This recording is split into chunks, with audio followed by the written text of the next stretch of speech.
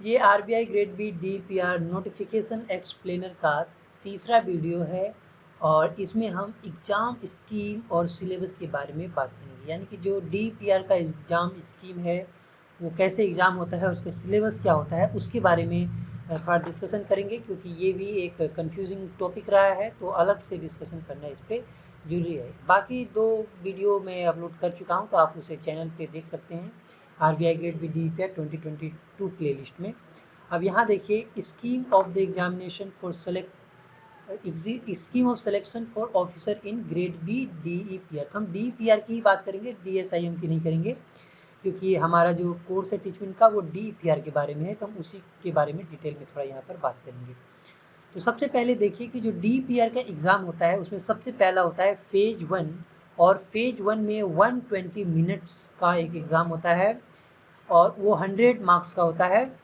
वो objective type होता है, तो ये आपको ध्यान रखना है। मल्टीपल चॉइस क्वेश्चन होंगे, ऑब्जेक्टिव टाइप के क्वेश्चन होंगे। जहाँ तक क्वेश्चन नंबर की बात है, कितने क्वेश्चन होते हैं, तो क्वेश्चन नंबर 62 या 64 इस तरह से होते हैं, क्योंकि 1 मार्क्स का क्वेश्चन नहीं होता है, कुछ क्वेश्चन 4 मार्क्स के होते हैं, कुछ 3, कुछ 2, कुछ 1, इस तरह करके क्वेश्चन पूछे जाते हैं। लेकिन होते हैं सभी मल्टीपल चॉइस क्वेश्चन ही होते हैं।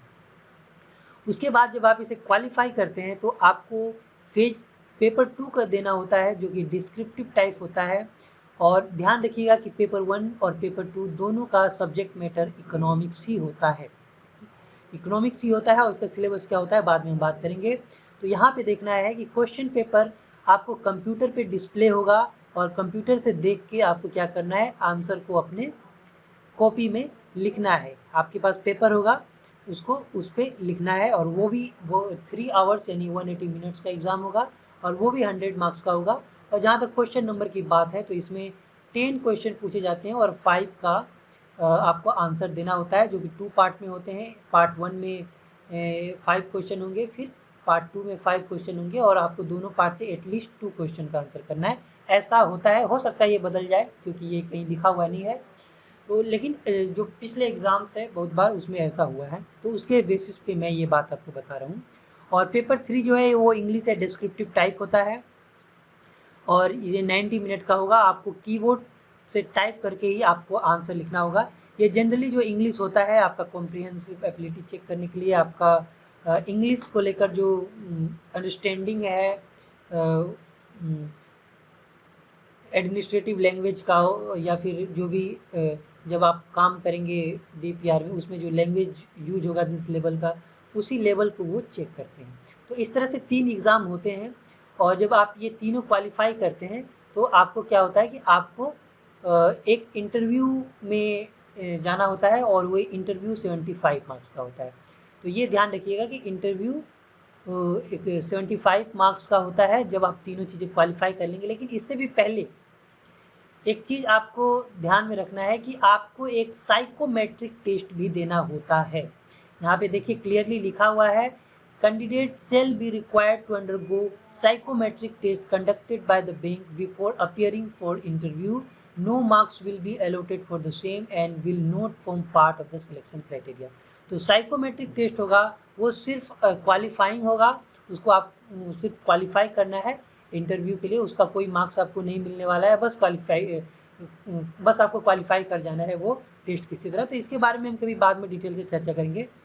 अब लास्टली जो सिलेबी की जहाँ तक बात है, तो यहाँ पे देखिए सिलेबस जो है इसका डिटेल में कहीं नहीं आपको लिखा हुआ मिलेगा। यहाँ सिंपली देखिए लिखा हुआ है कि standard of the paper in economics would be that of the master degree. जो मास्टर डिग्री एग्जामिनेशन होता है economics in central universities in India. तो सेंट्रल यूनिवर्सिटीज़ का जो सिलेबस है, डीयू का हो गया आपका, फिर बीएचयू का हो गया, तो जो भी सेंट्रल यूनिवर्सिटीज़ हैं इंडिया में, तो वहाँ के जो पेपर्स होते हैं, सिलेबस होता है, उसी को वो फॉलो करेंगे। तो उसी के अनुसार आपको तैयारी करना है, यानी कि उसका सिलेबस लेना है, और उसमें जो कोर पेपर्स होते हैं, ये ध्यान रखना है, उसमें जो कोर पेपर्स होते हैं उसी को आपको प्रिपेयर करना है, हर पेपर प्रिपेयर नहीं करना है। कोर पेपर जो होते हैं इकोनॉमिक्स के, एमए में, सेंट्रल यूनिवर्सिटी के, उसको आपको पढ़ना है। हर सब्जेक्ट से एक स्टैंडर्ड बुक आपको पढ़ लेना चाहिए आइडली, लेकिन फिर भी जो एग्ज़ाम दिए हैं उन्हें पता होता है कि क्या पूछा जाता है।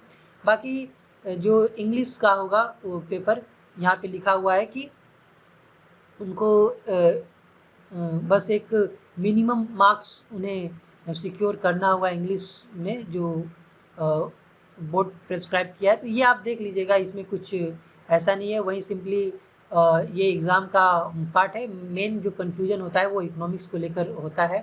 अब जहाँ तक इंग्लिश की बात है तो वहीं जो हर जगह आप पेपर देते हैं इंग्लिश का कॉम्प्रिहेंशन चेक किया जाता है, बाकी सारी चीज़ें आपकी वर्ड पावर ये सब चीज़ें चेक की जाती है, तो वो इंग्लिश में यहाँ पर होगा।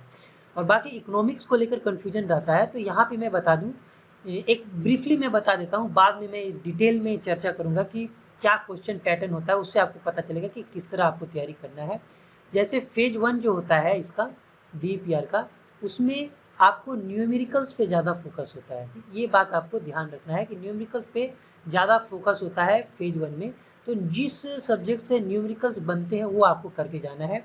और उसी तरह जो फेज 2 होता है जिसमें इकोनॉमिक्स ही पूछा जाता है, सॉरी फेज 2 नहीं, पेपर 2, यहाँ पेपर 2 आप इसे मानिएगा। तो पेपर 2 में भी इकोनॉमिक्स होता है, डिस्क्रिप्टिव होता है। तो उसमें आपको ध्यान रखना है कि क्वेश्चन न्यूमेरिकल्स हो सकते हैं, ऐसे फोकस डिस्क्रिप्टिव क्वेश्चन पे रहता है, लेकिन कुछ न्यूमेरिकल्स हो सकते हैं जहाँ कुछ डिराइवेशन हो सकता है OLS का, इस तरह करके हो सकते हैं। जैसे मैक्रो या इंटरनेशनल से कुछ न्यूमेरिकल्स हो सकते हैं, माइक्रो से भी हो सकते हैं। तो ऐसा नहीं है कि फेज 1 में जो आपने सीखा वो फेज 2 में भूल जाना है। कुछ न्यूमेरिकल्स हो सकते हैं, जैसे अगर 5 क्वेश्चन करने हैं आपको तो हो सकता है एक न्यूमेरिकल हो, बाकी डिस्क्रिप्टिव भी होता है। और एक इंडियन इकोनॉमी होता है एक पार्ट उसका, और एक होता है जो इकोनॉमिक्स का आपका जो कोर पेपर्स होते हैं उसी से क्वेश्चन होते हैं। तो इस तरह से ये एग्ज़ाम इसकी पूरा कंडक्ट होता है, और जो सारे फेज में क्वालिफाई करते जाते हैं वो फाइनली RBI में डेप्यूटेड हो जाते हैं। और ये बहुत ही अच्छा पोस्ट है। तो जो अभी तक आपने अप्लाई नहीं किया है और आप जो मिनिमम एलिजिबिलिटी है उसे फुलफिल करते हैं तो आप ज़रूर अप्लाई कीजिए। ये बहुत ही रेप्यूटेड जॉब है। और अगर आप तैयारी करना चाहते हैं तो टीचमेंट क्लासरूम भी ज्वाइन कर सकते हैं हमारा, जिसका लिंक आपको डिस्क्रिप्शन में मिल जाएगा। So thank you for joining this session for now. बाद में हम अगले वीडियोस में मिलेंगे जहाँ कुछ और टॉपिक्स पे चर्चा करेंगे, और हो सकता है हम यूट्यूब पे लाइव सेशन भी करें। Thank you for joining this session.